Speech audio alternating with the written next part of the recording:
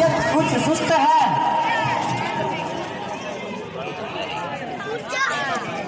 हाँ भ्राता जी, तुम्हारा ख्याल बिल्कुल दुरुस्त है।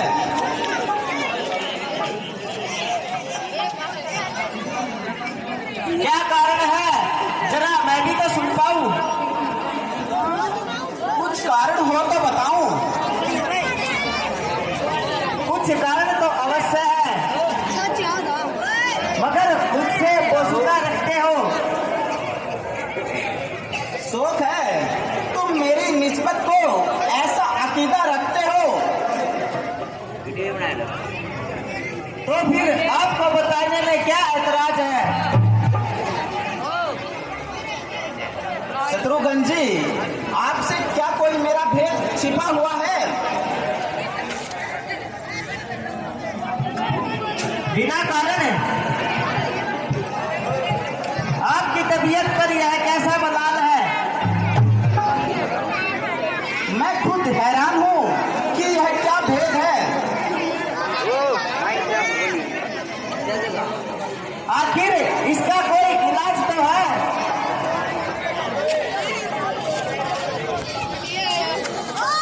महाराज, अयोध्या से एक दूत आया है।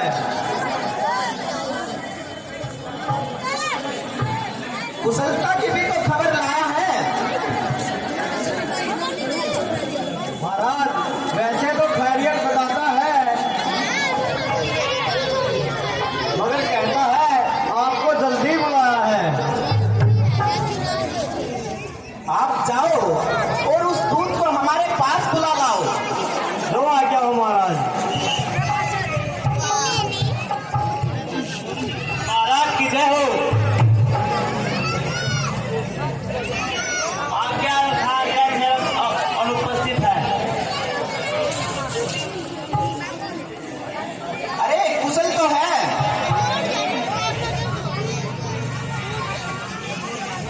मगर ये क्या कारण है कि ऐसा जल्दी का संदेशा लाया है?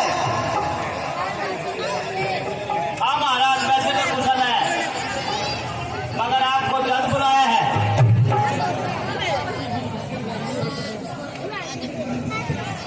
पिताजी तो प्रसन्न हैं। हाँ महाराज, आपको जल्द बुलाया है। माता जी तो प्रसन्न हैं।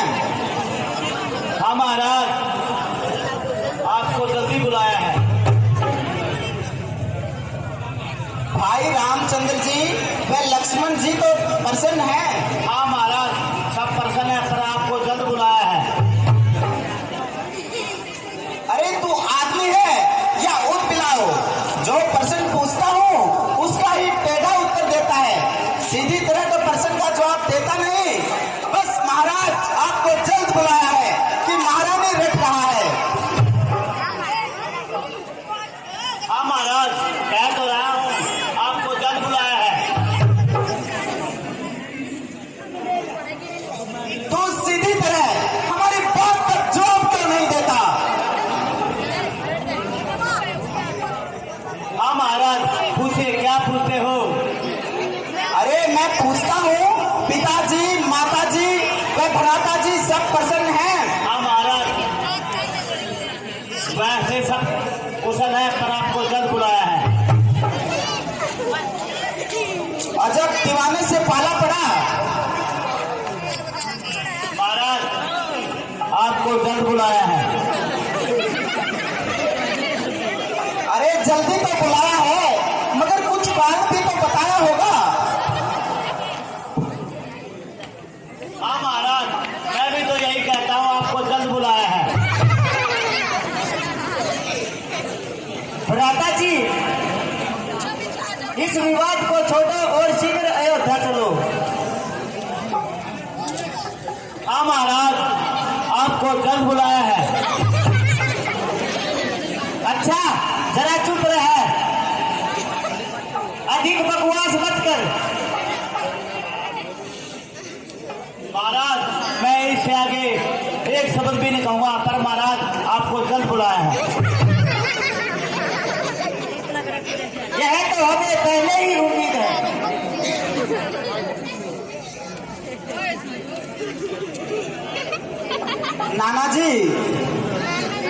यद्यपि आपका वियोग अजीब असह्य है, परंतु क्या करें, इस समय ठहरना भी बहुत दूसरा है। इसलिए हमारी नमस्ते लीजिए और प्रसन्नता से हमें आज्ञा दीजिए। बेटा, यद्यपि मैंने तुमको एक क्षण के लिए भी दूर नहीं कर सकता, मगर इस समय मजबूर भी नहीं कर सकता। जाते ही अपनी कुशलता की खबर पहुंचाना और अधिक इंतजार न दिलाना। हाँ महाराज, मैं भी तो यही कहता हूँ, आपको जल्द बुलाया है।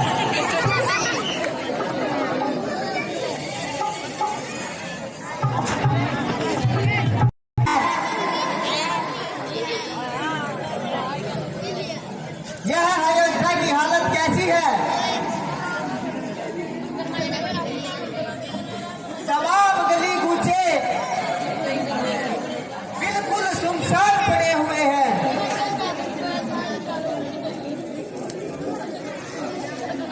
सारे बाजार बिल्कुल वीरान पड़े हुए हैं।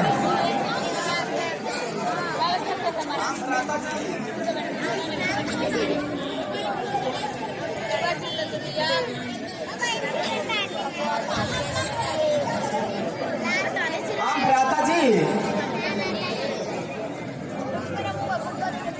राजमहलों पर आज चीलें मंडरा रही हैं। मैं मालूम आज किसका मातम हो गया। ये सूर्यवंश का झंडा भी खम हो गया। तमाम बाजार गिरे पड़े हैं और जिधर भी देखो रात के अंबार पड़े हुए हैं।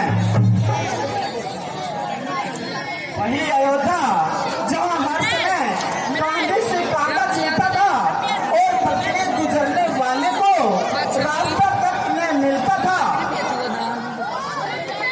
आज यहाँ न ही किसी की आवाज सुनाई देती है और न ही कोई दिखाई दे रहा है। राजा जी, अवश्य लक्षण तो कुछ खराब नजर आते हैं।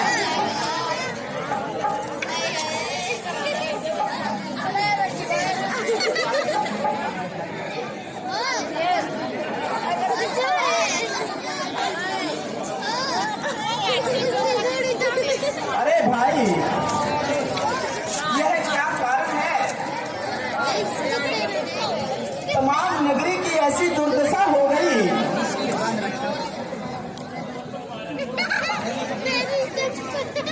अफसोस, आपकी अनुपस्थिति में सब काम बिगाड़ दिया और इस हरी भरी नगरी को बिल्कुल ही उजाड़ दिया। वह कौन सी मनुष्य घड़ी थी जब आप ननिहाल को तशरीफ ले गए, होया अयोध्या की जड़ों में बारूद का पलीता दे गई।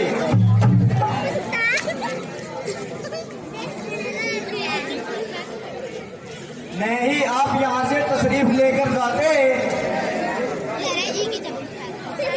और न ही अयोध्या पर ये मुसीबत के दिन आते।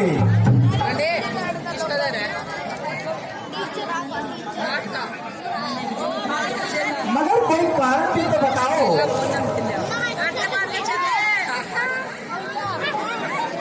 कुंवर जी, महलों में तशरीफ ले जाइए, वहाँ पर आपको सब मालूम हो जाएगा।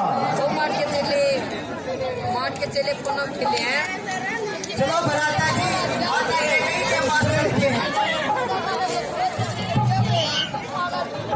चलिए भैया।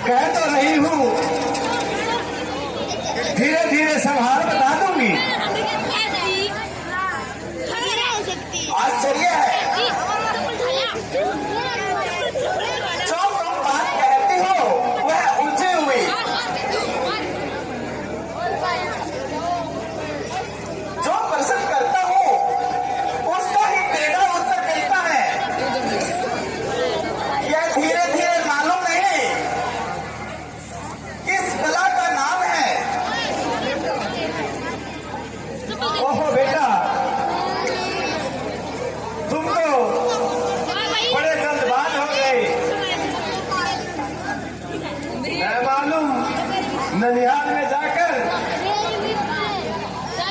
तुम्हारी तबीयत में इतनी तेजी कैसे आ गई? बेटा मैं कह तो रही हूँ, धीरे धीरे सब हाल बता दूंगी। या परमेश्वर, ये धीरे धीरे किसी युग का नाम है या कुछ सालों की संख्या को कहते हैं? आखिर कभी इस धीरे धीरे का खात्मा भी होगा। मेरे बेटा जरा तसल्ली तो रख, कह तो रही हूँ धीरे धीरे सब हाल बता दूंगी। क्या खाक बता दोगी? आग लगे तुम्हारे इस धीरे धीरे को। मैं मालूम तुम लोगों ने मिलकर यहाँ क्या चाल बिछाया है। दूध गया तो उसने महाराज आपको जल्द बुलाया है, ये सिवा दूसरा सब मुख से नहीं निकाला। और तुम ये धीरे धीरे की महारानी रख रही हो। माता जी जल्द बताओ कि पिताजी कहाँ हैं?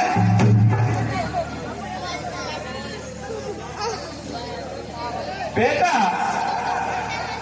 तुम तो खाम खा हद चढ़ गया। मैं कह तो रही हूँ धीरे धीरे सब हाल बता दूंगी। फिर वही धीरे धीरे की महारानी। माता जी अगर यह शब्द आपकी बार मुख से निकाला तो अपनी हत्या अभी कर लूंगा। जल्दी बताओ पिताजी कहाँ हैं? बेटा सो तुम्हारे पिताजी तो सौरभ सिधार गए। नहीं माता जी। हाँ, पिताजी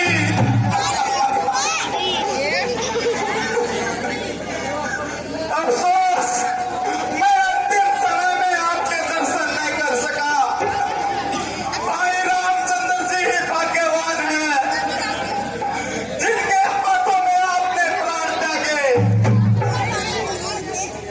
माता जी अच्छा यह बताओ कि रोग क्या था? बेटा रोग तो कुछ भी नहीं था, बस हाय राम हाय लक्ष्मण कहते हुए अपने प्राण त्याग दिए। यह क्या? हाय राम हाय लक्ष्मण कहकर प्राण त्याग दिए? क्या भाई राम और लक्ष्मण भी उनके पास नहीं थे? ऐसा क्या बात हो गया कि भैया राम उनके पास में पहुंच सके?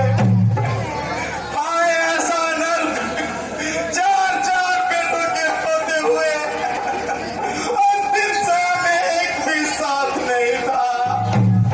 पिताजी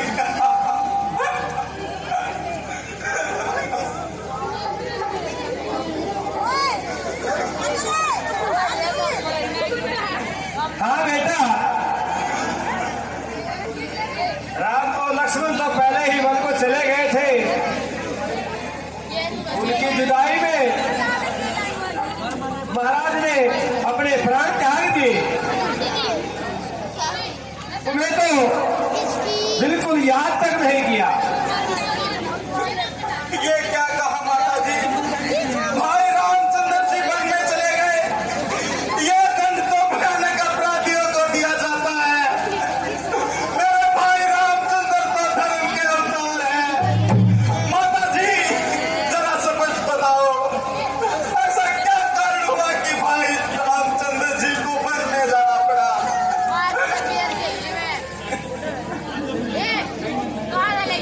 बेटा असल बात तो यह है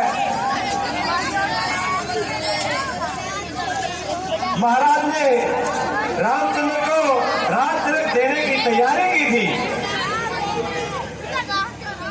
मुझे तो इसकी खबर तक नहीं थी। भला हो इस बेचारी मंथरा का उसने मुझे सारा हाल बता दिया और सही समय पर याद दिला दिया।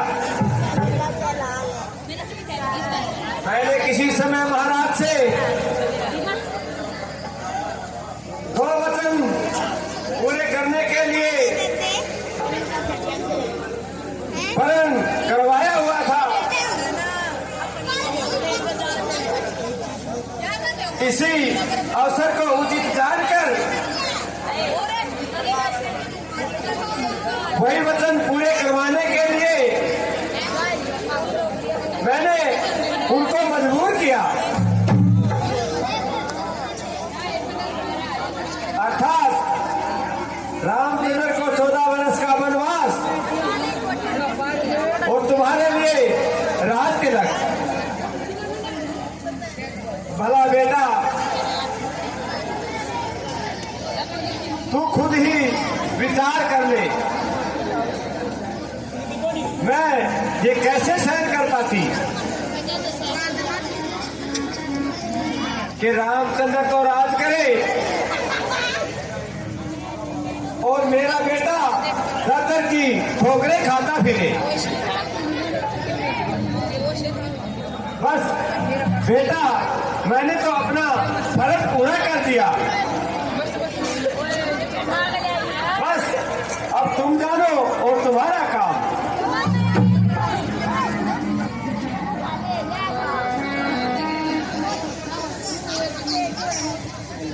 तेरे इनाम का समय अभी भी है, अब क्या देखी है, आगे हो भरत को हार।